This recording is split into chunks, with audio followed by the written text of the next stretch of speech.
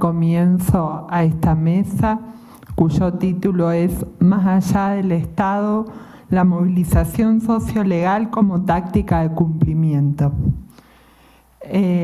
Forman parte de este panel Rachel Seider, va a ser quien comience, doctora en Política y Maestría de Estudios Latinoamericanos por la Universidad de Londres.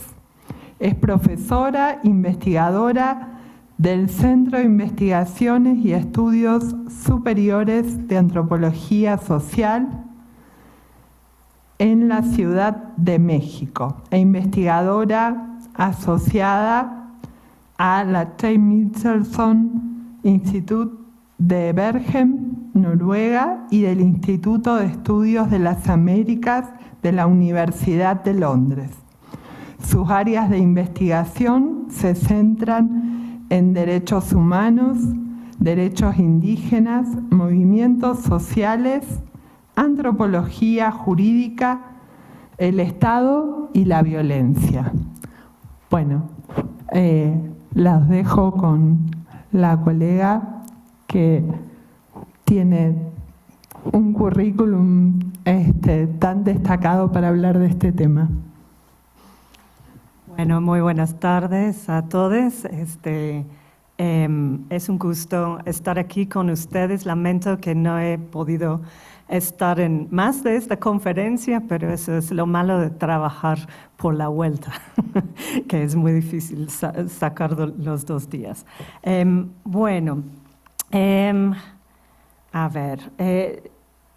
Quiero platicar un poco con ustedes hoy en la tarde bajo este título, ¿no? La ambigüedad del derecho sobre movimientos sociales, judicialización y lawfare en América Latina. Mis observaciones van a ser generales, pero vienen de mi trabajo de investigación individual que lo hago en Guatemala. Entonces, por eso van a ver muchas diapositivas de Guatemala y voy a estar discutiendo un poco lo que está pasando con los aparatos judiciales en base a mi experiencia de investigación y acompañamiento en Guate. Bien, como voy a argumentar en esta presentación, no debemos de confundir el derecho con la justicia. Pero lo que sí es cierto es que para muchos activistas de los movimientos sociales, el derecho es sin duda una máquina generadora de esperanza, para tomar prestada la famosa frase de la antropóloga Monique Nugent sobre el Estado. Ella hablaba del Estado sobre una máquina generadora de esperanza, pero lo mismo podemos decir del derecho. Y como sabemos, el recurso al derecho ha formado parte desde hace mucho tiempo de las luchas políticas de los movimientos sociales en América Latina y comprende 2 procesos distintos pero interrelacionados sobre los que he escrito durante varios años. Primero, la juridificación, que es cuando los actores sociales llegan a concebir sus quejas y sus reclamos en términos de derechos que han sido violados y se apropian de los lenguajes de los derechos humanos y el derecho constitucional de distintas maneras. Y el segundo es la judicialización, que ocurre cuando los movimientos sociales llevan sus luchas a tribunales nacionales e internacionales. El uso del derecho y en particular la judicialización de los reclamos de los movimientos sociales es una máquina generadora de esperanza en la medida que ofrece la promesa de algún tipo de reparación, de que los reclamos sean escuchados en el lenguaje o los lenguajes del Estado y en el enrarecido marco de los tribunales judiciales, que son espacios de poder investidos con autoridad estatal o lo que el antropólogo Mike Taussig llamaba la magia del Estado. Ahí se entrelazan las dimensiones burocráticas y afectivas de las búsquedas de justicia de los movimientos sociales. Y a través de la judicialización, los movimientos sociales condenan y invocan al Estado señalando la manera en que el derecho sí es una parte muy constitutiva de las luchas de los movimientos sociales en América Latina, no necesariamente así en todas partes del mundo. Pues mucho se ha escrito sobre los usos contrahegemónicos del derecho y la lucha por los derechos humanos antes, durante y después de las transiciones políticas de los años 80 y 90. Y pues es un campo enorme de estudios, como ustedes seguramente saben. Hay mucho sobre la justicia transicional. Aquí estoy viendo a Catherine Sicking, que creo que fue hace 20 años que tuvimos una conferencia sobre judicialización de la política y movimientos sociales en América Latina, en Londres, y Catherine habló de justicia transicional en ese contexto. También tenemos un enorme acervo de trabajos sobre las demandas judicializadas por derechos socioeconómicos y culturales, la manera en que impactan o no impactan en las políticas públicas, y pues toda la consideración sobre cambio climático y qué impacto puede tener el litigio por parte de los movimientos sociales en ese sentido. Es decir, el derecho ha ocupado el tiempo de las ciencias sociales que trabajan sobre movimientos sociales en América Latina por décadas y sigue haciéndolo, pero me parece que hoy estamos en un punto de inflexión donde algunas de las predicciones anteriores, las más optimistas sobre lo que se gana con recurrir al derecho estatal, pues necesitamos reexaminarlos, ¿no? Y en mis comentarios me voy a centrar en los movimientos sociales de los pueblos indígenas, que es lo que yo trabajo, pero creo que las preguntas más amplias que estoy considerando son relevantes para todos los movimientos sociales, ¿no? Que serían como, pues en qué medida la movilización de las normas de derechos humanos en las luchas sociojurídicas sigue teniendo un potencial emancipador. O si la actual reacción en contra de los derechos humanos y el giro político autoritario señala el final de un interludio en el que el derecho parecía ofrecer cierta tracción limitada a los movimientos sociales en América Latina. Pues los marxistas nos dirán que el uso emancipatorio del derecho es una imposibilidad y pues que siempre es una herramienta de opresión. Yo más bien creo que incluso en estos tiempos muy difíciles podemos mirar más allá del derecho hacia otros horizontes de justicia. Pero realmente me interesa cuáles son las posibilidades políticamente generativas de recurrir al derecho. Bueno, a ver. Sí. Iba a hablar, pero no creo que me dé tiempo, mucho sobre pues, cómo los pueblos indígenas se volvieron sujetos de los derechos humanos. Creo que no necesito ir por todos los convenios, etcétera, aquí con este público. Pero pues es muy importante para los pueblos indígenas instrumentos como el Convenio 169 de la ONU, la Declaración de las Naciones Unidas, la Declaración Americana sobre Derechos de los Pueblos Indígenas y por supuesto la evolución de la jurisprudencia de la Corte Interamericana.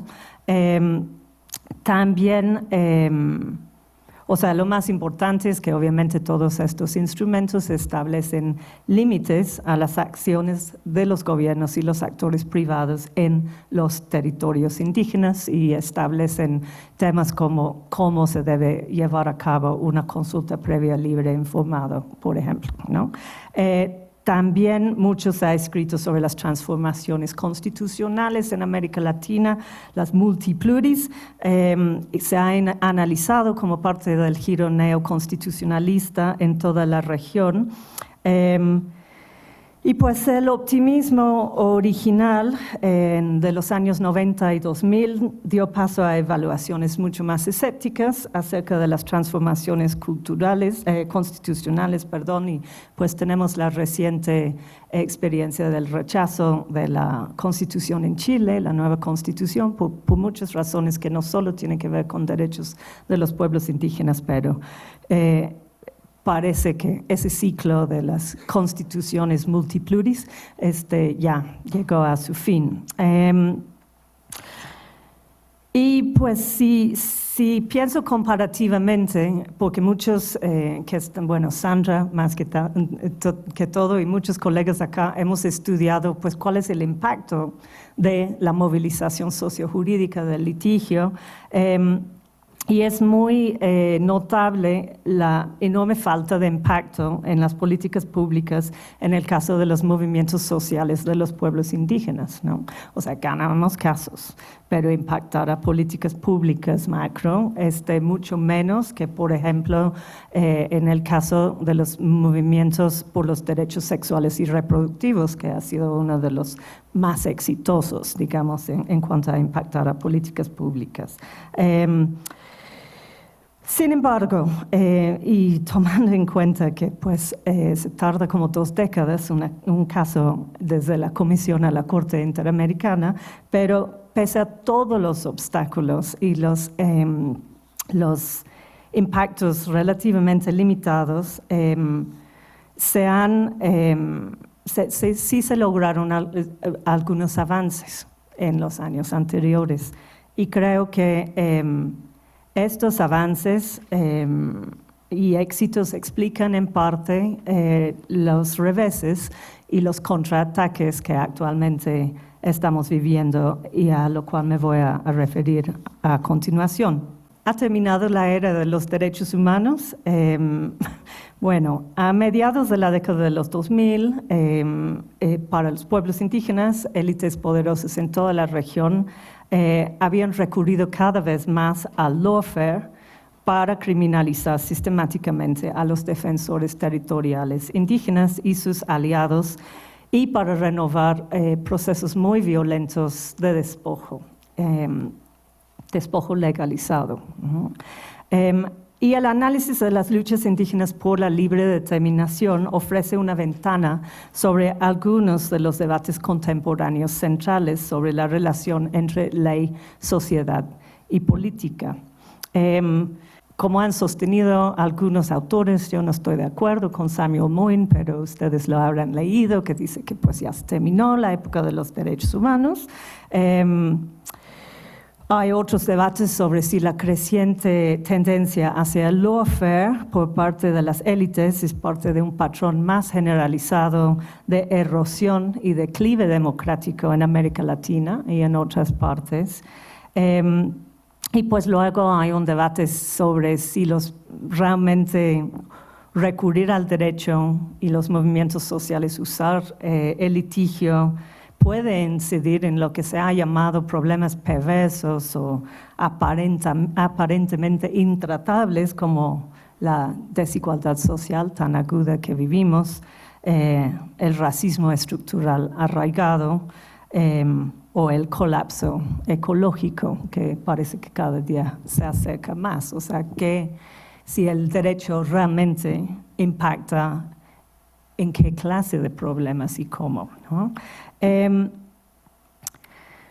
Sin duda, entonces, hemos superado el optimismo que siempre fue moderado sobre el derecho y los movimientos sociales que caracterizó finales de los 90 y principios de los 2000, y se evidencian patrones que se dan en toda la región, ¿no? En nuestro trabajo, hicimos un trabajo sobre extractivismo en América Latina con 2 colegas, Yacotzin Bravo y Ainhoa Montoya, y analizamos la juridificación de los conflictos socioambientales, que es caracterizado cada vez más por el uso cada vez más represivo del derecho por parte de intereses poderosos. Criminalizan las protestas de todos los que cuestionan el extractivismo. Y en su trabajo sobre litigios y minería en Perú, una colega, Angela Lind, se ha referido a esto como el lado oscuro de la judicialización.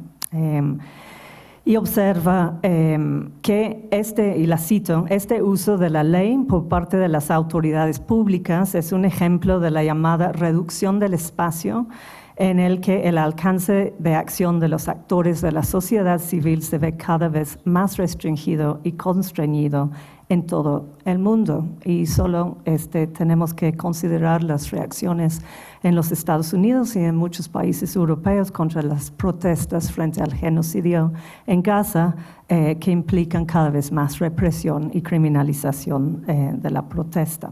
En muchos lados, entonces, poderosos intereses privados y sus aliados en los gobiernos promueven acciones legales, no solo contra activistas comunitarios, igual como me estaba contando Nadia acá, contra actores estatales, ¿no? En muchos distintos contextos de la región. Entonces, pues son acciones penales por daños morales o materiales. En el caso del extractivismo, pues ese es un patrón muy común y recurrente. Y pues en mi trabajo en Guatemala, pero también aquí en México, vemos como autoridades indígenas locales son sometidas a campañas sistemáticas de difamación, de acoso, incluido violencia sexual dirigida particularmente a las mujeres, y pues una batería de cargos de secuestro, de terrorismo, de asociación ilícita para cometer delitos, en un patrón en que se utilizan leyes draconianas contra el terrorismo y el crimen organizado para reprimir la protesta social. La criminalización de los activistas implica largos periodos de detención preventiva en cárceles muy peligrosos. Los requisitos de fianza son muy altos, hay un aplazamiento constante de las audiencias judiciales debido a acciones maliciosas de los abogados de la acusación. Y pues, aunque muchos casos contra activistas son finalmente desestimados por faltas de pruebas, eso puede tardar años y pueden estar años en detención preventiva. Y bueno, en Guatemala, Centroamérica es un panorama particularmente difícil, pero pues se han incluso declarado estados de sitio parcial en partes del país donde se suspenden obviamente los derechos de participación, asociación y expresión libre. Y esta suspensión de los derechos constitucionales a su vez facilita la militarización de los territorios indígenas y pues ya amparado por la legalidad sancionada por el Estado. Creo que queda claro que el funcionamiento de las industrias extractivas en América Latina se basa en una combinación de legalidad, criminalidad y violencia militarizada que revela las redes que conectan a los actores estatales y privados y que facilita el despojo de los pueblos indígenas, campesinos y los habitantes de las zonas periurbanas de las ciudades. Y la creciente vinculación de las industrias extractivas con el crimen organizado ha hecho que la defensa del territorio sea cada vez más letal para los activistas comunitarios. Y los índices, como ustedes saben, de defensores territoriales asesinados en América Latina son de los más altos del mundo y México está entre los más altos de la región. Sin embargo, incluso frente a estas reacciones judicializadas y directas, se continúan las acciones o ciertas acciones legales por parte de defensores territoriales indígenas como parte de campañas políticas, ¿no? Es una manera de nombrar y avergonzar, ¿no? A las empresas, insistir en los derechos colectivos. Los impactos en la operación de las industrias extractivas es mínima. A veces hay victorias y a veces hay impacto, pero esa es la excepción a la norma. Y es una norma que creo que debemos de entender en el contexto no solo regional, sino global, ¿no? Para mí, realmente creo que el genocidio que se está produciendo en Gaza es quizás la prueba más flagrante del sistemático desprecio del derecho internacional humanitario por parte de las democracias dominantes del mundo. Esta semana, el primer ministro de mi país, yo soy del Reino Unido, él es un abogado, fue fiscal general, y negó reconocer genocidio. Dijo que sabe muy bien cuál es la definición legal y por eso no lo llama genocidio. Bueno, muchos comentaristas hablan ahora de la muerte del orden jurídico internacional humanitario y la aparente impotencia de la ONU ante el genocidio en Gaza y ante la crisis climática.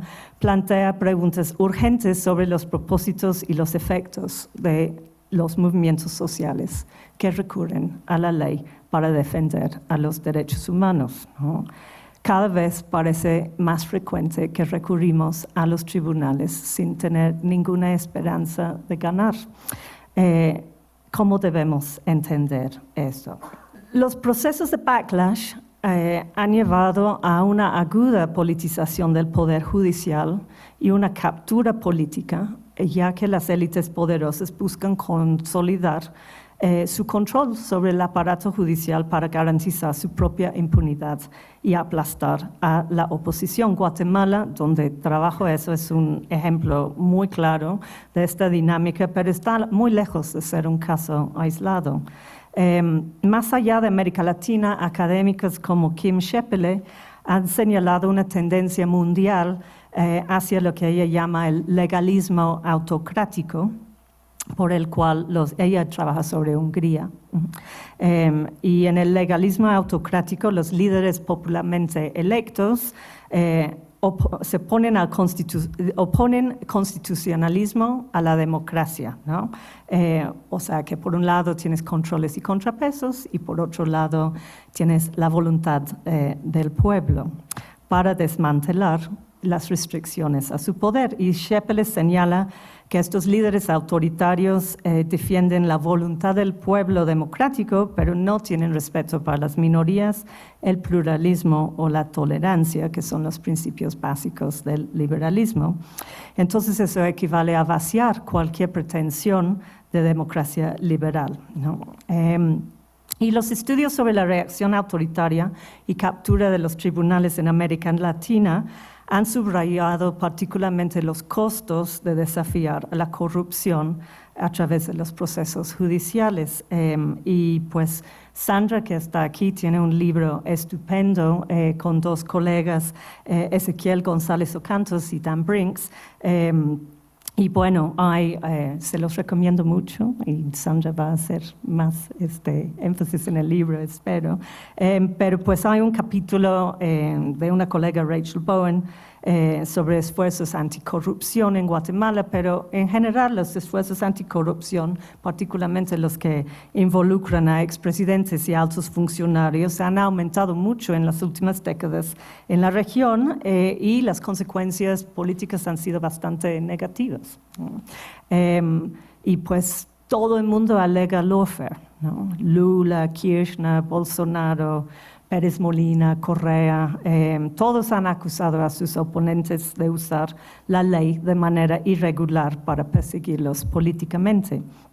Y los académicos han argumentado que las intervenciones judiciales anticorrupción a menudo son muy contraproducentes y son denunciados como exceso, como lawfare, como intervención política, como política antidemocrática, contramayoritaria, etcétera, abriendo así la puerta a los populistas antidemocráticos.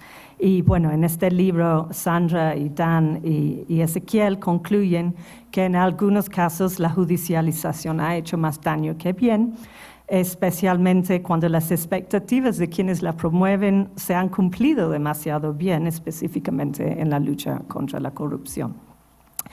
Y en Guatemala y en Centroamérica en general hemos visto dos tendencias recientes, los ataques a la independencia judicial y violaciones del orden constitucional, y en segundo lugar una escalada de la criminalización contra los críticos de gobierno, en particular de aquellos que están en la primera línea de la lucha contra la corrupción. pues tuvimos elección de la Corte Suprema y Corte de Apelaciones en Guatemala el mes pasado. Tenemos docenas de exilios forzosos de fiscales y jueces acá en la Ciudad de México y en otras partes. Para lo que pues yo trabajo, esa captura de las cortes, del aparato de las cortes, ha reducido drásticamente las posibilidades de litigio en pro de los derechos colectivos de los pueblos indígenas. Incluso pasamos mucho tiempo diciendo, pues ya no hay que ir al litigio porque lo que vamos a tener es un retroceso en las sentencias. Y al mismo tiempo hay una continua criminalización de críticos del gobierno y de activistas comunitarios. En fin, sin duda estamos viviendo un momento de crisis, de transformación, de decadencia de una idea dominante de la política y la sociedad, la idea de la democracia liberal, y pues estamos en una transición incierta hacia otro orden que todavía estamos apenas empezando a nombrar. Y en muchos sentidos es un momento bastante sombrío, pero tal vez entre toda la violencia y el desprecio desenfrenado por la vida hay algunas razones para el optimismo, pero ciertamente no se trata de la política y el derecho de los movimientos sociales como siempre. A ver, quiero subrayar aquí que la disputa y que lo que se disputa y lo que se litiga a través del derecho muy rara vez se corresponde con la comprensión que tienen los sujetos de la justicia. Y esta distinción entre el derecho y la justicia es muy importante, tanto analíticamente como políticamente. Yo trato de ver la movilización de los pueblos indígenas con quienes yo trabajo en una larga perspectiva histórica, ¿no? O sea, los derechos humanos es realmente una pequeña fase de movilización, y la movilización utilizando el derecho colonial, o sea, tiene siglos. El derecho rara vez se ha entendido como una alternativa a la organización política o a otras formas de resistencia. Y pues se recurre al derecho, pero tiene muy claro cuál ha sido el papel del derecho, del aparato estatal en el despojo colonial y las violencias coloniales de larga data, ¿no? Porque pues al crear las figuras de la propiedad, se instituyen regímenes racializados de propiedad de la tierra, ¿no? Entonces, este giro que vimos al final del siglo XX, cuando los pueblos indígenas se constituyeron por los derechos humanos internacionales como sujetos colectivos de derechos, pues nunca suplantó otros horizontes de justicia que son basados en mundos de vida alternativa, en otras formas de derecho. Y de hecho, la insistencia en el derecho internacional en esa figura de la libre determinación sirvió para amplificar las reivindicaciones y historias concebidas antes y después del derecho, de los derechos humanos. En otras palabras, los derechos humanos constituyen una fase más en el longue durée, en la que las formas dominantes de derecho moldean, pero nunca definen por completo las subjetividades subalternas, ¿no? Y creo que pues, en mi propio trabajo he visto que aunque los intentos de litigio a veces tienen muy pocas posibilidades de éxito en términos convencionales de un litigio, sí son oportunidades políticas para plantear otros imaginarios políticos, otros reclamos, otras ideas de legitimidad de organización política. Y pues las disputas judicializadas sobre derechos humanos colectivos de los pueblos indígenas ponen de relieve las brechas entre los marcos capitalistas hegemónicos de tierra como propiedad o el agua como recurso, por un lado, y las concepciones o ontologías alternativas de tierra y territorio, por el otro, aunque no es tan binario, pero pues sí creo que las disputas territoriales socioambientales revelan esos límites y las fricciones de la traducción jurídica al respecto. Voy a ir cerrando diciendo eso, ¿no? Que estamos realmente, creo, en un momento que nos exige una reflexión profunda. No podemos seguir como el trabajo de siempre, viendo cómo litigamos los derechos humanos en contextos donde los giros autoritarios y captura de las cortes hace que pues puede ser contraproducente. Tenemos que pensar seriamente cuál es la relación entre litigio y política y hacia dónde van los derechos humanos de aquí en adelante. Muchas gracias.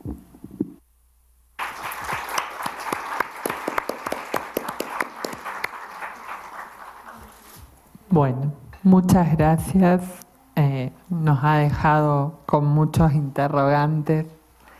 Ahora les voy a presentar, como no les dije al principio, pero está prevista la presencia de Santiago Aguirre y no va a poder estar, por lo cual sigue en el orden Sandra Botero. Es doctora en Ciencias Políticas de la Universidad de...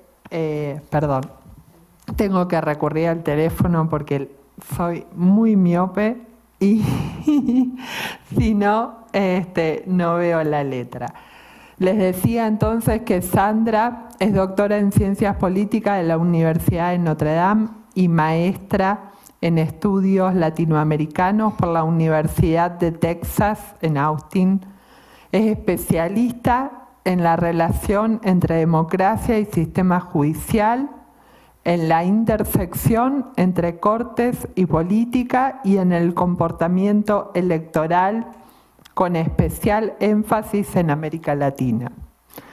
Es profesora en el programa de Ciencias Política y Gobierno de la Facultad de Estudios Internacionales Políticos y Urbanos de la Universidad Rosario en Colombia y también actualmente es investigadora en el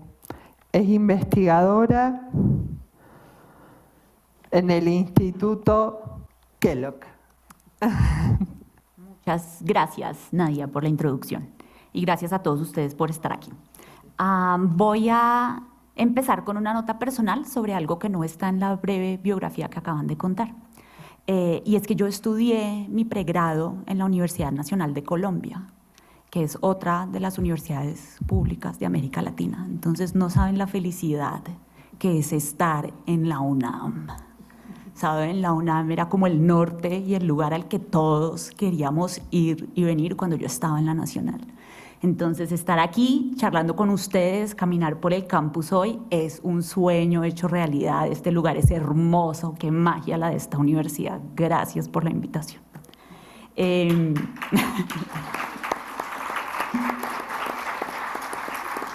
Entonces, qué lindo estar en la universidad, qué honor la invitación, qué oportunidad también estar aquí hablando de estos temas en esta coyuntura política en México. Me pareció muy lindo algo que dijo Arturo ayer, y es que él creía que había igual que hablar y pensar de esto incluso en este momento, y eso me interpeló y me pareció muy bonito.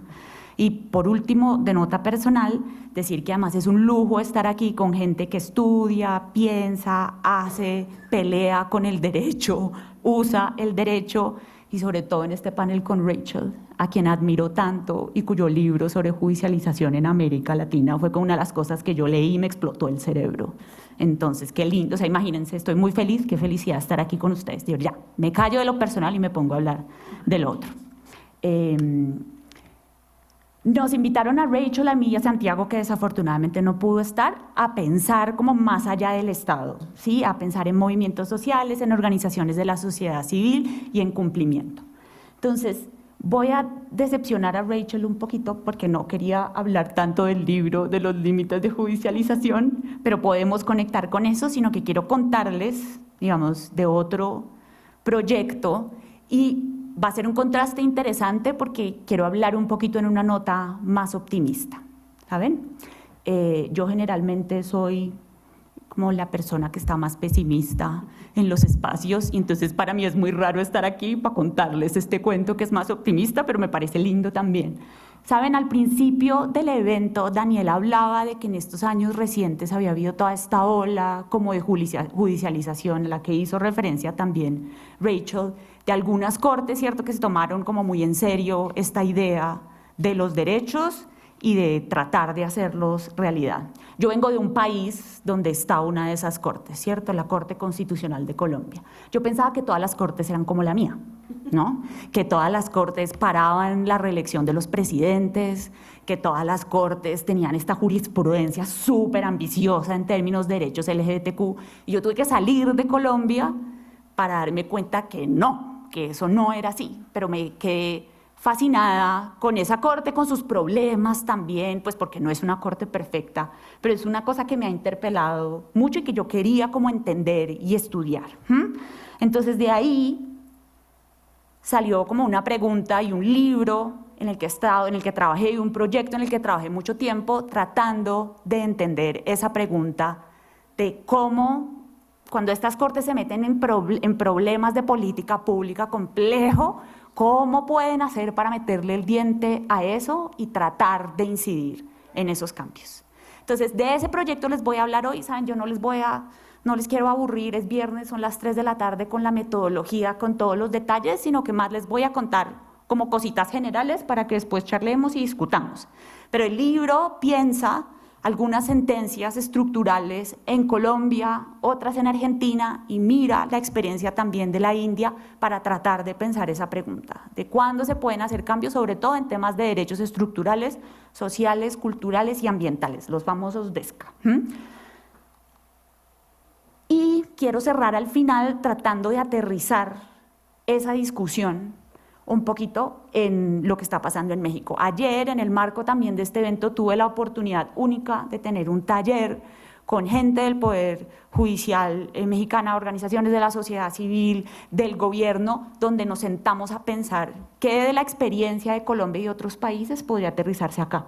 Entonces quiero compartir con ustedes lo que pude aprender con ellos y lo que he estado pensando en el marco del Congreso para cerrar. Para entender el impacto de estas sentencias estructurales, estas sentencias grandotas, ¿sí?, donde las cortes tratan de meterle el diente no a un problema individual de dos personas, aquí entre Nadia y Rachel, sino problemas grandototes, para tratar de entender eso que yo llamo impacto. Hemos estado discutiendo mucho en estos 2 días si es impacto, si es cumplimiento, y si estuvieron esta mañana, Camilo presentó una grafiquita muy chévere donde hablaba de cumplimiento como algo chiquito y de impacto como esta cosa más grande, ¿sí?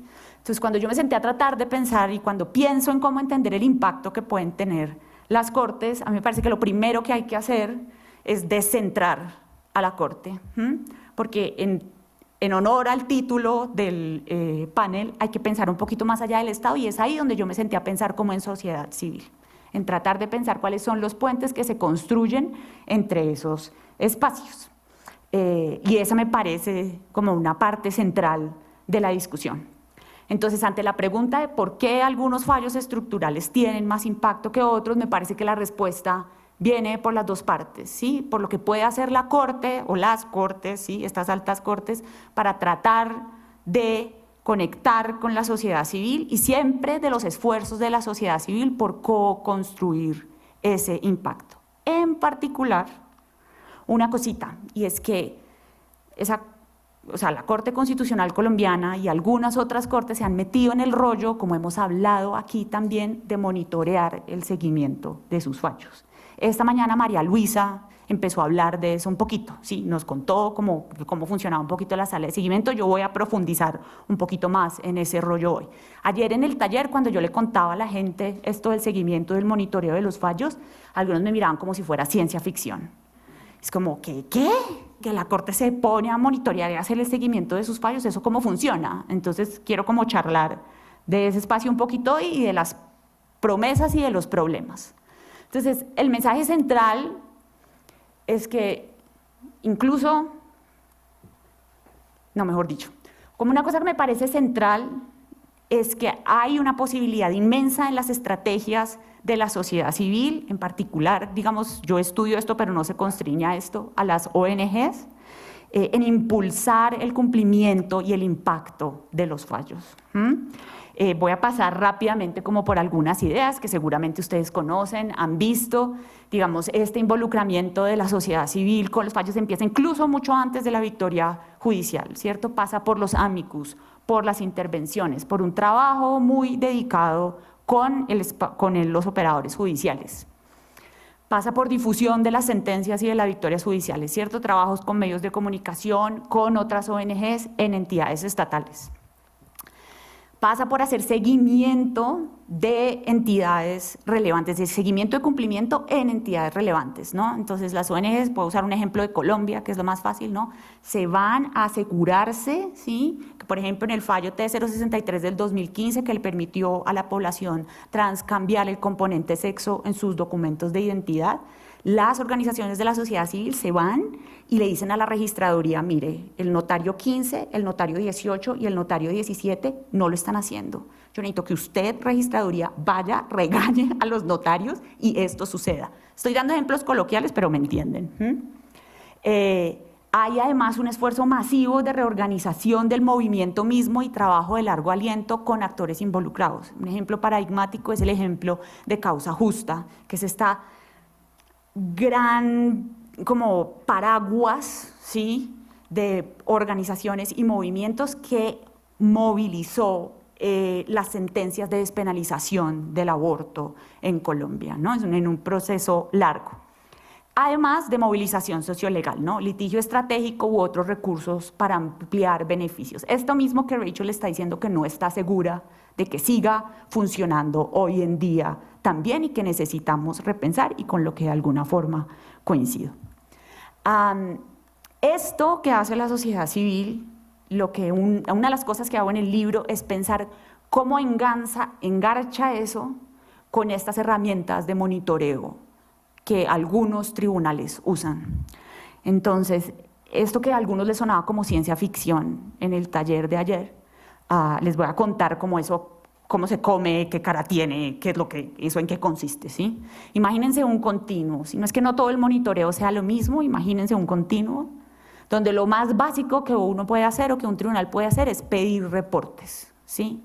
Que también María Luisa hablaba de eso un poquito a la mañana, como por favor cuénteme qué está hecho, qué se hizo en esto, qué es lo que se hizo, qué es lo que no se hizo, cómo lo ha hecho. Eso es lo más básico. Pero lo que pasa es que no es solo con mandarlos, sino que usted de hecho necesita hacer algo con eso. Necesita primero que le manden la información que es, pero necesita usted de hecho efectivamente tener a alguien en el tribunal que haga algo con esos reportes, porque si no, eso no es un carajo, eso no es nada. Otra cosa que puede suceder es puede haber audiencias públicas de seguimiento, esa es otra estrategia posible. Puede haber incluso comisiones de seguimiento. Entonces la Corte le dice a un par de organizaciones de la sociedad civil, por ejemplo, universidades, por ejemplo, ONGs, por ejemplo, grupos de trabajo, ustedes 5, ustedes 8, ustedes 15, vengan, por favor, ayúdenme a monitorear esto a lo largo del tiempo. Y lo otro que puede suceder, digamos, y esto pueden suceder combinaciones de esto, es que la Corte se monta con las organizaciones de la sociedad civil y con esto hacer seguimiento colaborativo del fallo. Esto no sucede pues todos los días, no crean ustedes que no, que era la discusión que hemos tenido también en otros momentos, lo mencionó María Luisa en la mañana, no se puede poner a hacer, o sea, no hay recursos, un carajo para hacer esto para todos los casos. Y yo me concentro en un subset particular de estos casos, que son los fallos estructurales donde esto sucede. Entonces, de nuevo, para ilustrar, un ejemplo es la sentencia T760 de 2008 sobre el sistema de salud. Entonces, en esa sentencia, la Corte Constitucional busca una solución estructural a la crisis del Sistema Nacional de Salud en Colombia, porque la Corte estaba inundada de tutelas y cositas chiquitas por problemas de acceso al sistema de salud o de acceso a servicios o de acceso a medicamentos, ¿sí? Es un sistema, el sistema colombiano es de financiación pública, pero de operadores privados. Entonces, cuando la Corte se mete en esto, se mete en una mezcla además de actores que no es solo el gobierno, sino también prestadores de servicios privados. Da una serie de órdenes generales donde no está necesariamente diciendo qué quiere que se haga, cómo necesariamente hay que hacerlo, sino tira línea sobre unas cosas que hay que revisar en términos generales. Quiero que revisen los planes de cubrimiento, quiero que miren lo de carta, que los pacientes reciban cartas de derechos. Hay líneas generales, pero no el cómo. El cómo se decide en el contexto del proceso de seguimiento. Marca unos cronogramas generales que a veces se modifican y se monta en esta idea del seguimiento colaborativo, con una comisión de seguimiento, con una sala de seguimiento al interior de la Corte. ¿Eso qué significa? Hay 3, la Corte colombiana tiene 9 magistrados, 3 de esos son parte de la sala y hay una persona en particular, un magistrado auxiliar o una magistrada auxiliar, que está a cargo de esa sala y que tiene, por ejemplo, en este caso, un staff de 6 personas dedicado exclusivamente a eso. Está la comisión de seguimiento en la sociedad civil, que en este caso en particular arrancó siendo Así Vamos en Salud y después entró una comisión de seguimiento más amplia, con 21 ONGs, pero con 8 ONGs que eran el corazón de esa comisión que estuvo funcionando durante algunos años para hacerle seguimiento a lo que pasó. Quiero resaltar algunos puntos claves como de estas experiencias. El libro mira algunos casos también en Argentina, mira otros casos diferentes. Yo quiero como contarles un poquito lo que yo he aprendido de esto y cosas que pienso sobre las posibilidades de esto para cumplimiento y para impacto. Los espacios de monitoreo colaborativo pueden facilitar las condiciones para más impactos, visibilizan, generan la posibilidad de difusión de ideas. Rachel hablaba también en su presentación de que una de las cosas que ella sí creía que esto del litigio y de la movilización de pronto todavía podía hacer era ofrecer otros imaginarios posibles. En esos espacios de colaboración y de monitoreo, las organizaciones de la sociedad civil, las otras personas que normalmente no pueden entrar en contacto con la Corte ni con eso, pueden votar otras ideas. Eso me parece valioso. Hay algunos espacios donde se pueden hacer ajustes a la política pública y permiten acceso a otros actores del Estado. Yo creo que ahí hay cosas que suceden, algunas de ellas son chéveres.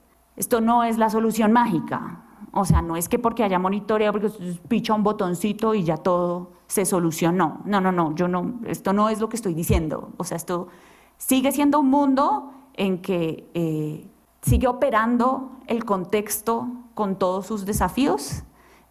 Sigue operando la discusión que venía también de ayer, de que el cumplimiento full, perfecto, tampoco nunca existe. Pero me parece que en casos estructurales hay algunas cosas que pueden suceder.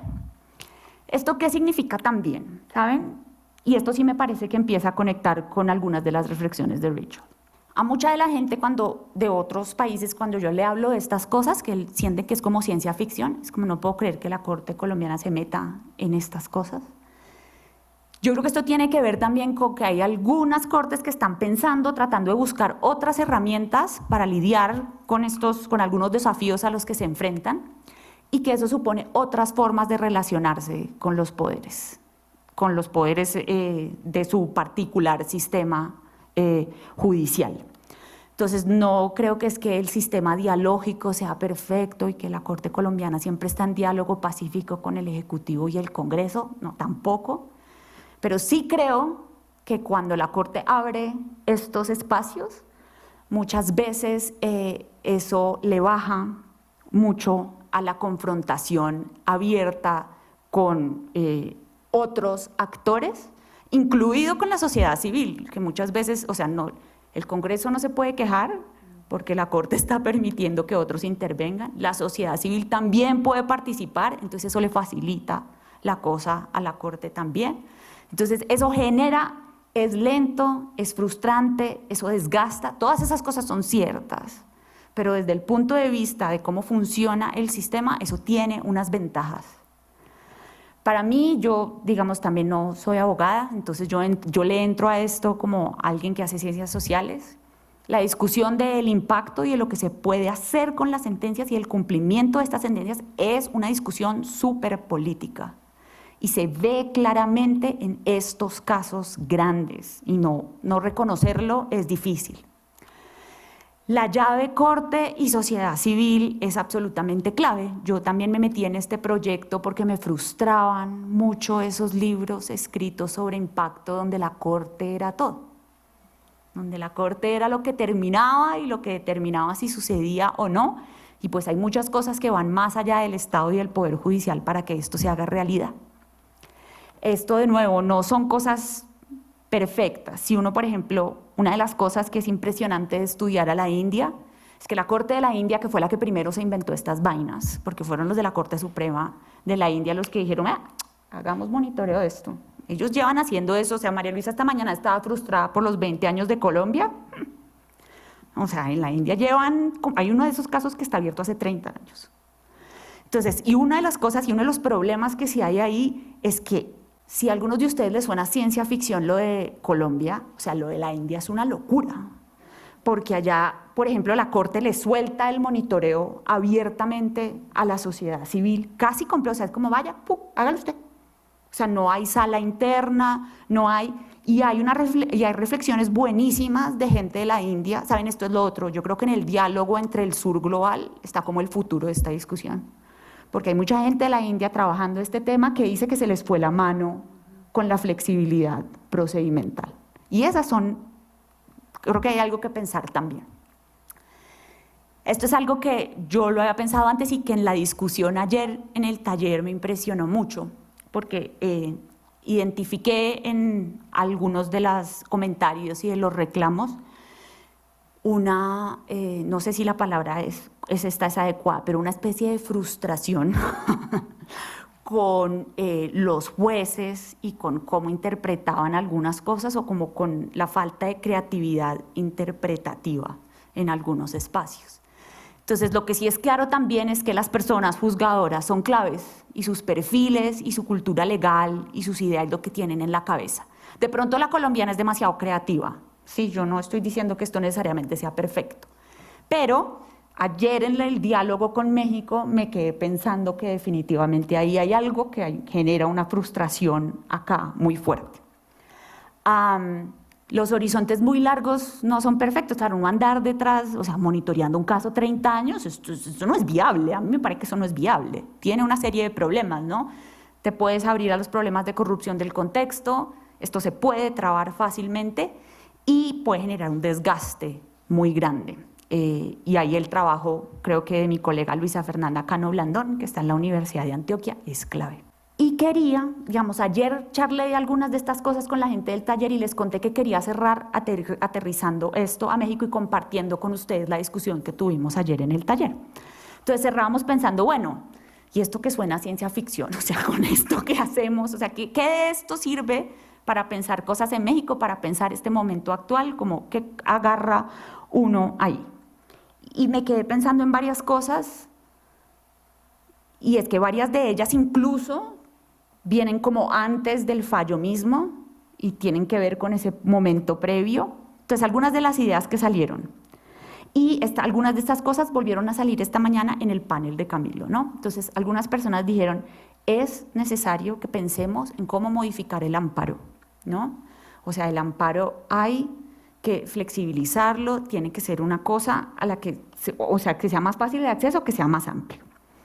Otra discusión que salió, esto lo dijo por ejemplo Camilo esta mañana, y algo similar surgió ayer, era como que hay que pensar los mecanismos de selección de los casos de la Corte, de la Suprema Corte, ustedes le llaman Suprema Corte, de la Suprema Corte de Justicia Nacional. Y Camilo decía esta mañana en su panel que a él le parecía que esto iba a permitir que la Corte enviara otras señales. Yo diría incluso que es que si la Corte está expuesta a otras temáticas, puede seleccionar más y le llegan otras cosas, eso cambia a los jueces también. Porque esa también es la historia de la Corte Constitucional colombiana, ¿saben? O sea, a la Corte Constitucional colombiana llega todo. Y María Luisa puede hablar de esto incluso mejor que yo. O sea, llegan Los niños que en el colegio, los estudiantes hombres que en el colegio les hicieron devolverse a su casa y cortarse el pelo porque es que los hombres no pueden andar con pelo largo, llegan las tutelas de consulta previa, llegan las cosas, o sea, a la Corte Constitucional colombiana llega todo, ¿sí? Y yo tengo que creer, yo no soy jueza, pero yo me imagino que en un país, o sea, que en países como los nuestros, verse expuesto también a esa problemática tiene que cambiar el horizonte de lo que uno está pensando, o uno creería, quiero ser optimista, escojo ser optimista en esta presentación, escojo ser optimista, ¿no? Entonces, eso es por un lado. Otras cosas que hablábamos era mucho de este problema de la interpretación, ¿no? De cómo las personas juzgadoras y cuál es la cultura legal aquí en México. Ahí me parece que hay una discusión interesante y muchas de las personas en el taller hablaban de es clave la sensibilización. Es clave la sensibilización de las personas juzgadoras, son clave los talleres, hay que hacer capacitación en derechos humanos y eso me parece que ahí hay unas ideas bonitas. Hablamos también de que es necesario que el Poder Judicial mexicano construya otra relación con la sociedad civil y se acerque a la sociedad civil. Que eso pasa por cómo comunica sus sentencias, que eso pasa, por ejemplo, por hablarle a los medios de comunicación más, mejor, diferente, por comunicar sus sentencias de forma distintas, y que esto requeriría también que la sociedad civil trabaje la institucionalidad, trabaje con la burocracia del Poder Judicial en esta división, en esta sensibilización. Quería cerrar con esto, porque como les decía al principio, que es tan bonito estar acá en la UNAM, pero también es agridulce estar aquí en este momento, donde los siento a ustedes también preocupados y preocupadas por lo que está pasando. Y aunque yo generalmente soy la persona pesimista, entonces no me sentí, o sea, sentía que mi corazón me llamaba a hoy hablar como de estas otras posibilidades, al menos de los imaginarios, y de que incluso en esta coyuntura difícil, pensemos en el abanico de posibilidades de lo que podría ser. O sea, miren del país de donde yo vengo, con los pedos del país de donde yo vengo. Y sin embargo estoy aquí para contarles de esta institución de ciencia ficción, que también es como susceptible a un montón de críticas y 50.000 problemas, pero yo he dicho esto en público muchas veces y lo sostengo, porque también hay un montón de gente que considera que la Corte Constitucional colombiana no hace nada, ¿sí? Que eso es puro papel y no sirve, y yo sí les digo que yo prefiero este mundo al contrafactual, donde no existía esta institución. Les agradezco un montón el tiempo y el espacio y charlemos.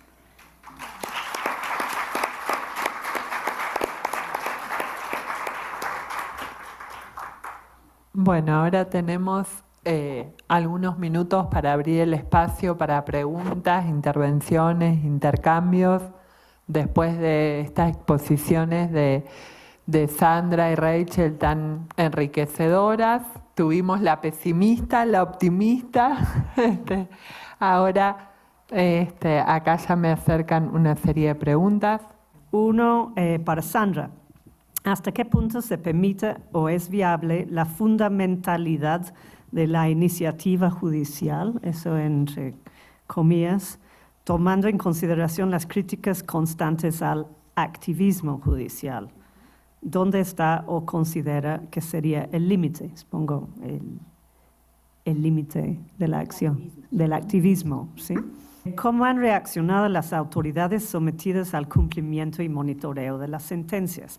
¿El Poder Ejecutivo y Legislativo ha sido receptivo?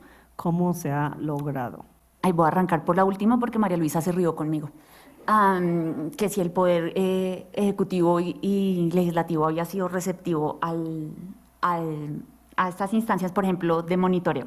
La Corte nace en 1991 con una nueva Constitución, ¿cierto? Entonces acuérdense que además, digamos, nuestra Constitución es relativamente nueva y la Corte nace en ese contexto en particular, entonces ya no, es decir, yo creo que comparada con otras es como una Corte adolescente, sí, pero ya no es una Corte pelada, o sea, es una Corte que tiene varios años encima. En la vaca loca el monitoreo se metió ¿en qué año, María Luisa? ¿Te acuerdas? 2000, ¿cuándo es desplazados? ¿2004? Listo. Entonces, empieza a monitorear en el 2004 con la sentencia de desplazados. Yo no creo que ni en sus inicios, ni especialmente en las decisiones más delicadas, ni por ejemplo con lo que contaba María Luisa esta mañana, de que mucha gente no quería pasar la información, y generalmente hay reticencia a esos espacios, ¿sí?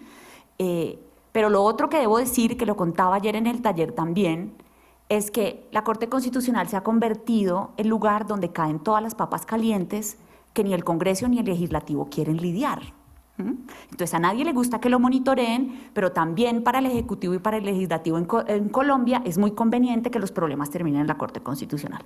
El Congreso no quiere decidir sobre el aborto, no, o sea, cero, lejos de mí. El Congreso no quiere decidir ni legislar sobre los derechos LGBTQ, a pesar de que la Corte se lo ha pedido insistentemente. El Congreso no quiere tocar muchas de esas cosas y el Ejecutivo también, no, perfecto, o sea, que lo haga la Corte, hágale ya mejor. Y es muy fácil porque le echas la culpa a la Corte si algo sale mal, o simplemente te haces al pendejo el resto del tiempo porque alguien más está haciendo este problema. Entonces, si me entienden, hay como una relación que yo diría que a nadie eso le alegra, pero también es muy conveniente que eso vaya allá. Y lo otro que les dije es que creo que de todas formas, incluso con lo frustrante que puede ser, cuando la Corte habla de esos espacios donde mucha gente se interviene, la gente no se puede poner tan brava con la Corte porque la Corte no está, a pesar de que se ponen bravos, pero de todas formas está permitiendo que otras personas intervengan también. Entonces eso cierra un poquito esa posibilidad. ¿Cuál es el límite del activismo judicial? Es decir, en sentido empírico no creo que haya límite y podemos mirar, o sea, es decir, a mí porque me gusta el activismo de la Corte Constitucional colombiana, pero no puede ver activismos en otras direcciones que le parezcan preocupantes dependiendo del punto de vista desde el que uno esté parado. Pero entonces, empíricamente no hay límites. Creo que las consecuencias de eso dependen, obviamente, del tema que se está tratando y de cómo se plantea ese activismo, si por ejemplo es definitivamente una usurpación de los poderes, de los otros poderes. Yo no lo entiendo así y no lo percibo así para Colombia, pero pues díganle eso a Jeremy Waldron, que ha hecho su carrera diciendo que eso es un anatema y que eso no es posible. Nota al margen, Jeremy Waldron estuvo hace unos años en Bogotá y se echó para atrás de lo que había hecho y dijo, no, sí, es cierto, ¿saben? Hay una excepción a esto y es Colombia. Hay países como Colombia donde está bien que haya revisión de constitucionalidad de los derechos, porque es que ya entendí que hay lugares donde efectivamente los otros poderes no funcionan y está bien que la Corte entre a intervenir. Entonces, me parece, es decir, el límite me parece los derechos de las personas, los derechos de las minorías en mi concepto personal, pero empíricamente lo que vemos también, y esto es lo peligroso, digamos, creo, del contexto en el que estamos, es que estas condiciones también pueden darse para que se lleve por encima los derechos de muchos grupos y para hacer daño profundo, y pues creo que a eso hay que estar atentos. ¿De qué manera debería interactuar la Suprema Corte, si dice México? Particularmente ante contextos complejos de politización, o sea, es judicialización de la política y politización de la judicatura. Y el siguiente dice, en un contexto como en México, en el que pareciera que hay dudas de la legitimidad de las personas juzgadoras, más un cambio en el que puede perderse la especialización de las nuevas personas juzgadoras, ¿qué otros espacios, redes, actores pueden emerger y fortalecerse para construir un impacto de sentencias y cumplimiento de obligaciones efectivo?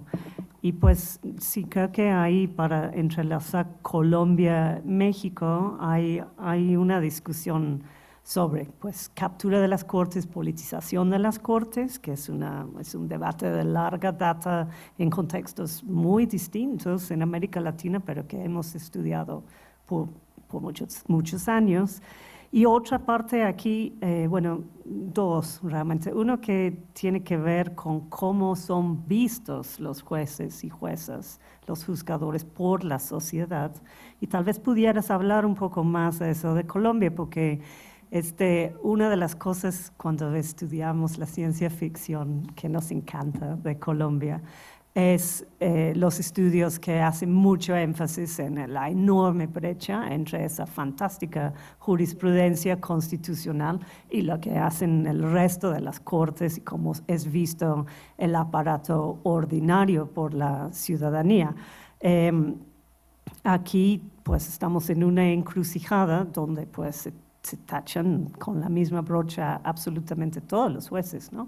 O sea, el argumento es que todos son corruptos, ¿no? Y pues la corrupción está tan arraigada en el aparato judicial de arriba hacia abajo que pues hay que tener una escoba no borrón cuenta nueva totalmente, pero pues bastante radical en términos de lo que han sido otras experiencias en la región. Entonces, pues sí creo que hay un tema de la legitimidad, cómo es visto la Corte por los otros poderes, que en este momento estamos así, cómo son vistos los jueces por la sociedad, ¿no?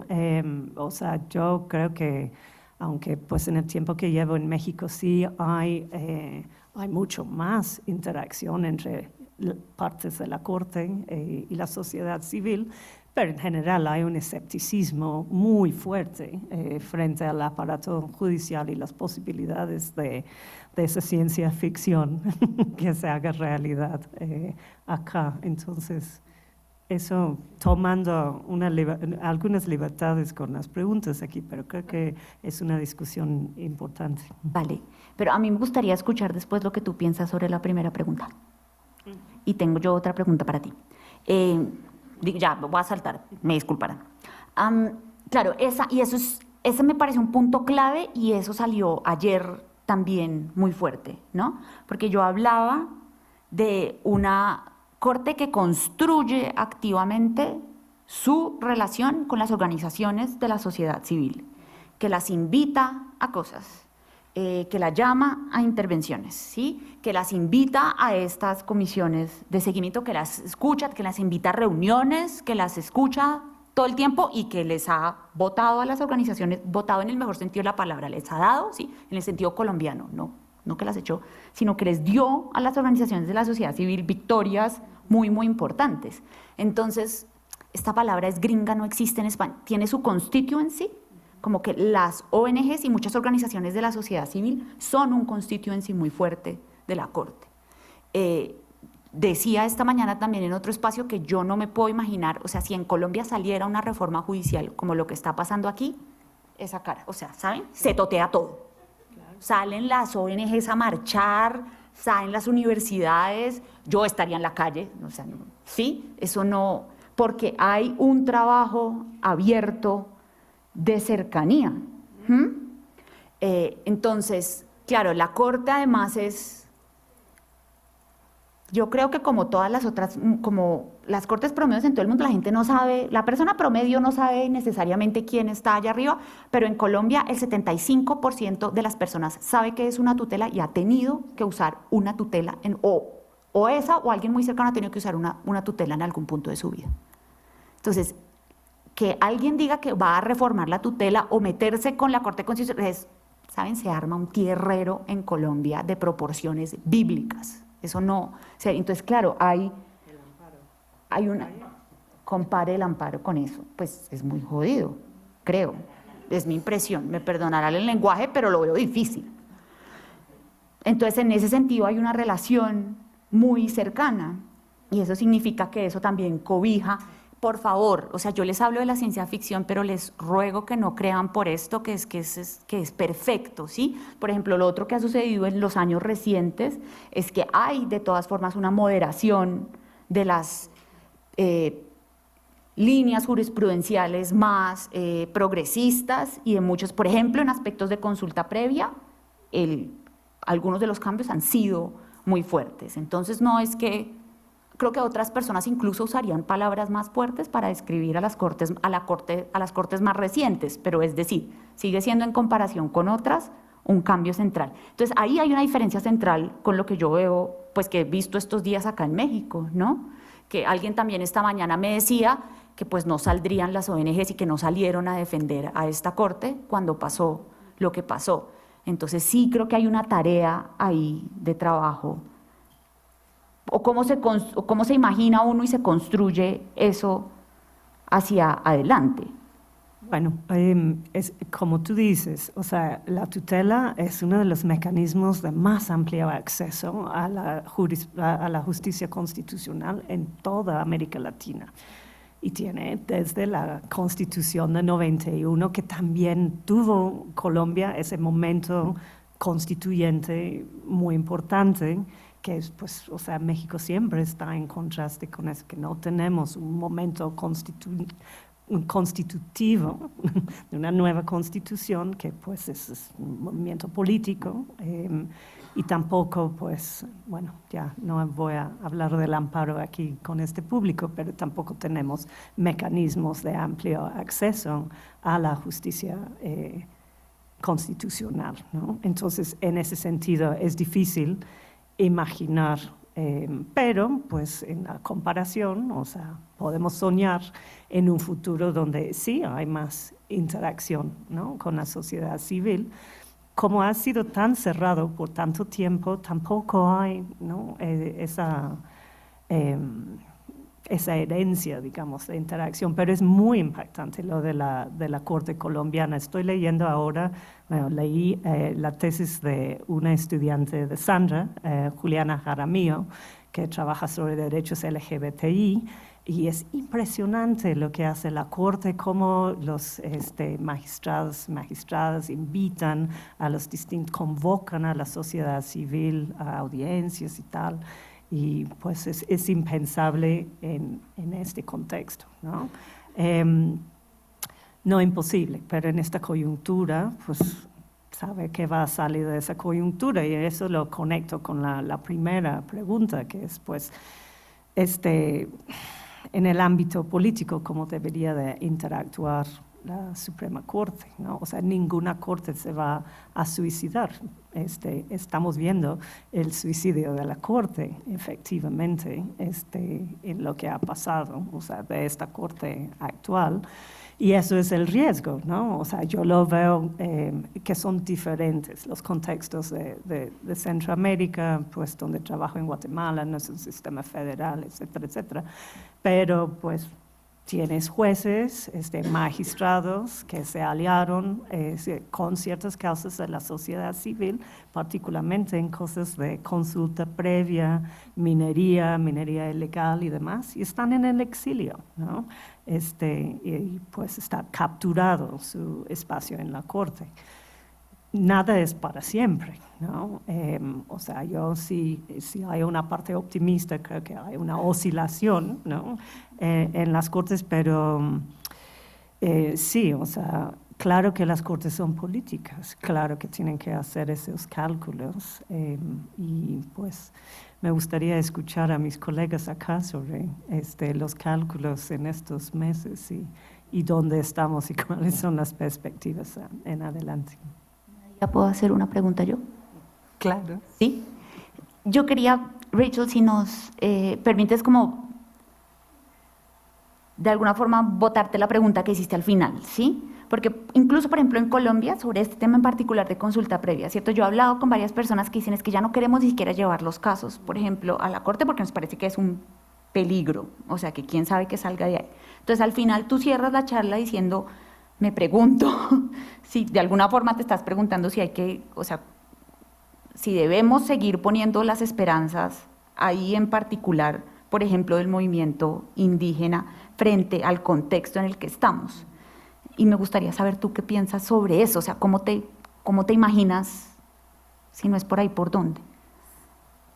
Sí. Es algo que que he estado pensando con los colegas mucho.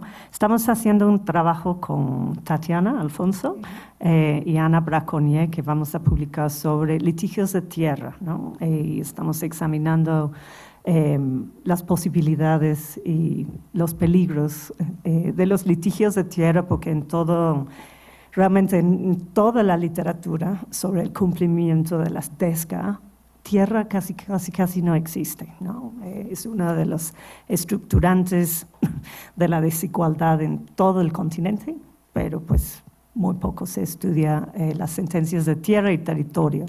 Y entonces hemos estado analizando las sentencias de consulta, o sea, son como dos bloques, consulta previa, y los otros son demandas de restitución de tierras comunales, tierras ancestrales, ¿no?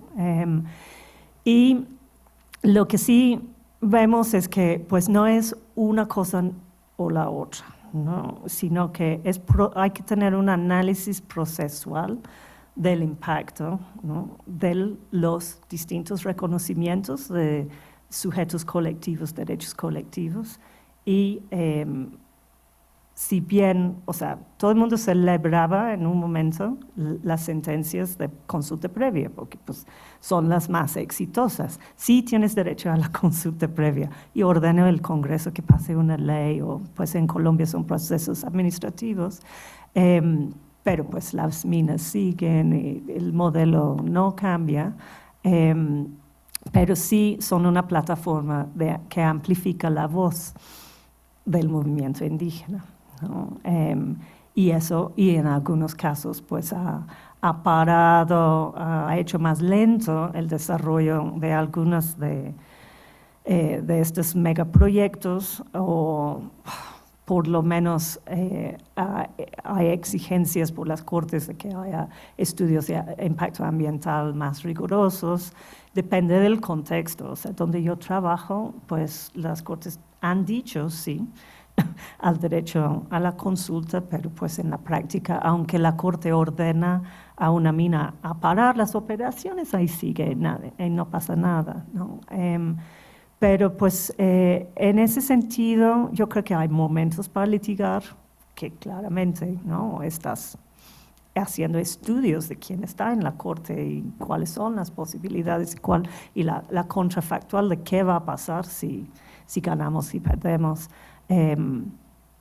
Por ejemplo, ahora hay juicios de justicia transicional o post-transicional, el juicio de Benedicto Lucas por genocidio en el área Ixil. En Guatemala esta semana termina, pero pues los abogados que están litigando están diciendo que pues todas las tácticas que han usado en la criminalización, ¿no? De no llegar a la audiencia, de hacerlo más lento, pues se hace en algunos casos de ese tipo de litigio, pero o sea, el litigio malicioso más ese es un contexto súper politizado en contra de los derechos de los pueblos indígenas, que son la mitad de la población además, pero no es el caso de todas las cortes. Entonces creo que hay que ir contexto por contexto, corte por corte, pero lo que sí es cierto es que pues, el modelo extractivista, que cubre un montón de cosas, pero pues eso no termina. Y es por eso que pues, las luchas de los pueblos indígenas son de los más difíciles de litigar, porque son integrales las demandas, no son únicas. Eso sería como mis reflexiones. No sé cómo lo ves tú desde Colombia. Igual. Sí.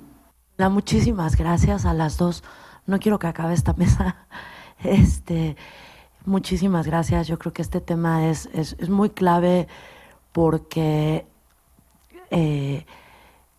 estamos pasando a la parte donde yo les quería preguntar, por ejemplo, ahorita hablando de toda la parte, yo coincido, por ejemplo, en lo del litigio indígena, o sea, yo coincido 100% en que mientras no se transite algún tipo de esquema de consentimiento o de propiedad ancestral, o sea, o de reconocimiento de la propiedad, la verdad es que yo cada vez veo más decepciones, por ejemplo, en todos los grupos indígenas en la zona maya que litigaron contra Monsanto, ¿no? En los casos de transgénicos, pero también los Rarámuri de Repechique contra el aeropuerto, etcétera, pues se sienten estafados cuando ganan un amparo por consulta porque no transforma su realidad. Yo una época de mi vida trabajé en el jurídico de la Secretaría de Medio Ambiente y Recursos Naturales, y cuando perdían un amparo por consulta pública, el director jurídico decía, ganamos, porque entonces vamos a reponer la consulta y se valida la autorización de impacto ambiental, ¿no? O sea, entonces yo sí creo que el esquema de consulta, si no va asociado a consentimiento o alguna forma de reconocimiento de la propiedad, o sea, para que el territorio, o por acceso preferente, por ejemplo, hubo muchas alternativas que se exploraron así en el caso del Alto Golfo de California y el acceso al área protegida para pescar. Entonces, bueno, creo que esos modelos, sin un cambio radical donde realmente la consulta pública quede superada, o sea, no superada es importante, yo coincido contigo en que activa la voz, etcétera, pero no transforma la realidad. Y eso creo que solo se va a transformar si se llegan esquemas o de consentimiento vinculante o de propiedad. Y también estaba pensando, yo las sentencias que más he estudiado de la Corte colombiana son las que tienen que ver con medio ambiente, derechos ambientales, etcétera, y me parecen muy maravillosas, como la sentencia de cambio climático y la Amazonía colombiana, pero también no sé si pueden existir en la realidad. O sea, no sé si lo que dijo esa sentencia, por ejemplo, que yo soy amiga del magistrado Tolosa, de todo este grupo de jueces ambientalistas latinoamericanos que lideré Antonio Benjamin de Brasil, que hasta han inventado principios como el principio indubio pro natura, ¿no? Y nos parecía maravillosa la sentencia de la Amazonía colombiana, pero yo decía, ¿de veras la Corte va a parar la deforestación? O sea, no, porque esa sentencia decía, para tal año la tasa de deforestación tiene que ser 0. Y eso implica también erradicar los cambios de tierra de cultivos de amapola. Implica reforzar la seguridad para combatir al narcotráfico, porque ya no se pueden seguir cambiando. O sea, es como hacer que el mundo mejore, ¿no? Como esas sentencias tienen un valor simbólico muy importante, pero transforman la realidad, o sea, se pueden cumplir. Esa es mi pregunta, o sea, ¿cómo se materializa? Esas sentencias maravillosas, etcétera, transforman la realidad. O sea, la Corte puede parar la deforestación del Amazonas, puede ordenar que, o la del río Atrato, ¿no? O sea, se detiene la minería ilegal para mañana. Me encantan, pero son realistas, la causa Mendoza, etcétera. No, a mí también me encantan, pero entiendo, o sea, yo no tengo una respuesta a esa pregunta, excepto decir que a mí también me encantan, que hay las que yo, no todas, mentira, hay unas que no me encantan. No voy a entrar aquí a decir las que no me gustan, pero hay unas que con las que yo no estoy ahí con algunas de ellas. Pero, ay, yo de verdad, yo soy tan pesimista y pragmática para tantas cosas, pero para esta, sigo creyendo que en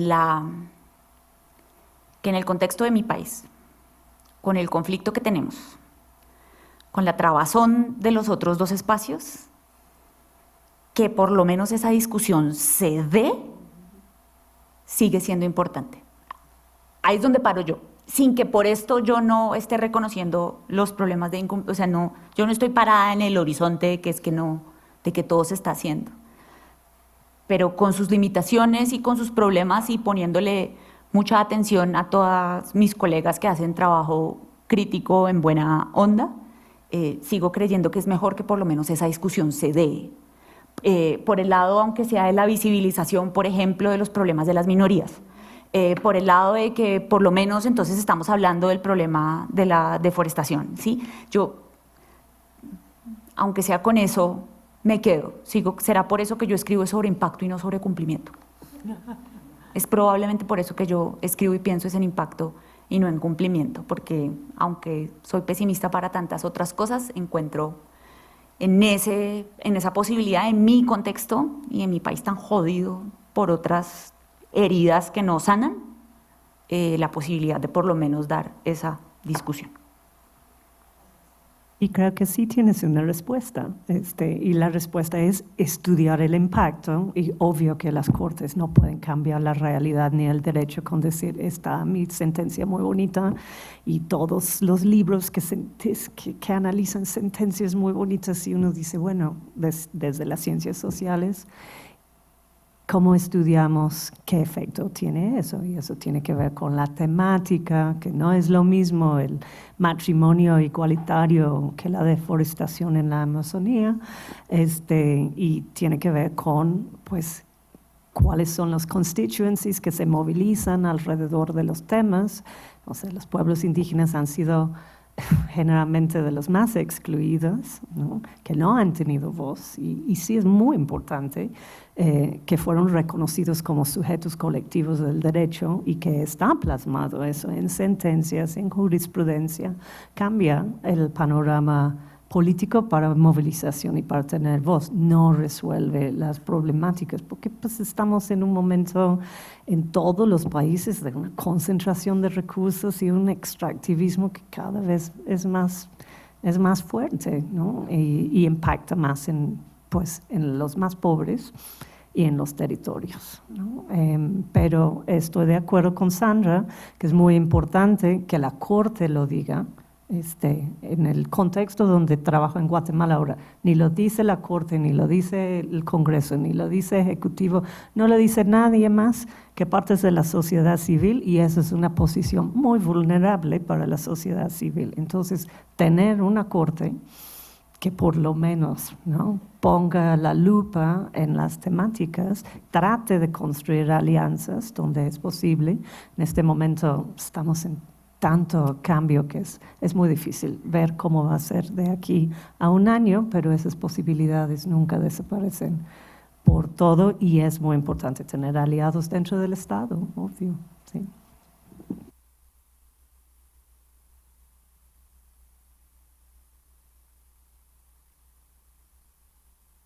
Sí, por allá hay una pregunta más. Muchísimas gracias por esta fantástica mesa. Veo que tienen ganas de hablar de temas difíciles, entonces quisiera preguntarles, volver a un tema que Rachel introdujo, pero no desarrolló mucho, que es esta idea del lawfare. Y mi pregunta es si podrían ayudarnos a conceptualizar un poco de qué estamos hablando, en el sentido de que creo que todos tenemos una intuición muy clara, que es que lawfare, que es un término ya de por sí con un origen horrible, pero todos tenemos la intuición de que es la apropiación de los instrumentos legales para utilización con fines políticos, y que esos fines son de algún modo ilegítimos, ¿no? Pero esa es mi intuición, creo que es la intuición de casi todo el mundo, pero esa definición es completamente insatisfactoria, en el sentido de que si los objetivos ilegítimos son simplemente los que a nosotros no nos gustan, ¿no? La apropiación de los instrumentos legales para alcanzar objetivos políticos es buena parte de las cosas, los temas que estudiamos y que nos parecen fantásticos.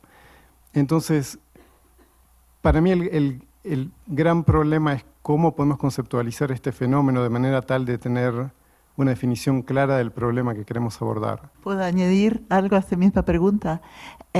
Porque Katarina Smulovets tiene un artículo pero muy interesante sobre el tema, que un poco muestra que hay mucha acusación, mucho más acusación de lawfare, pero no tanta prueba de que hay más actividades que pueden corresponder a su definición de lawfare. Entonces, eso, simplemente quiero añadir a la pregunta, a ver si realmente le parece que hay más lawfare que antes, o más acusaciones de lawfare. Ese artículo de Katarina Smulovets es muy interesante, es buenísimo. Y porque básicamente dice, bueno, o sea, la persecución a través del derecho de altos cargos es de larga data, ¿no? No es nada nuevo. Pero lo que sí es nuevo es que el lawfare, ¿no?, ya es parte del discurso político, ¿no? Y eso sí cambia, o sea, el fenómeno en sí no es necesariamente nuevo, pero el hecho de que el lawfare sea usado en contextos de cada vez más polarización política, eso sí cambia. O sea, podemos tener definiciones académicas nítidas de lo que entendemos por lawfare, y lo hemos discutido mucho con Siri Gloppen, una colega en Noruega. O sea, trabajamos inicialmente con lawfare como lo bueno y lo malo, o sea, la movilización pro derechos, la movilización contra derechos, y todo se llamaba lawfare. Los Komarov habían hablado de lawfare siendo pues algo mucho más negativo y, en fin, hay un debate largo, conceptual sobre lawfare, que es importante, pero creo que el hecho de que ya es parte del discurso político, de las acusaciones, de la descalificación política, efectivamente, eso es el fenómeno que hay que estudiar, ¿no? Cómo es usado esa figura en la política, para mí. Por favor, léanse el artículo de Katarina Smulowicz, que es súper chévere, es buenísimo. Y estoy de acuerdo con Rachel, a mí de hecho no me gusta lawfare. Yo votaría por no usar ese concepto. Y entonces más bien tratar de especificar lo que queremos. Por ejemplo, en Colombia, es que fíjense, por ejemplo, que también depende mucho como de lo que es posible en el marco de cada país. En Colombia existe el delito de injuria y calumnia, ¿no? Entonces uno puede... Entonces yo votaría, creo, si por lo que yo quiero es entender cómo se usan descalificaciones políticas para sacar a personas del ámbito electoral, creo que yo trataría más bien de usar esas cosas específicas y yo votaría por no usar el término lawfare. Me voy a poner radical. No quiero dar la definición, quiero no usarlo. Chao. Bueno, si no hay más preguntas, damos por concluido este panel y seguimos la charla en otro ámbito.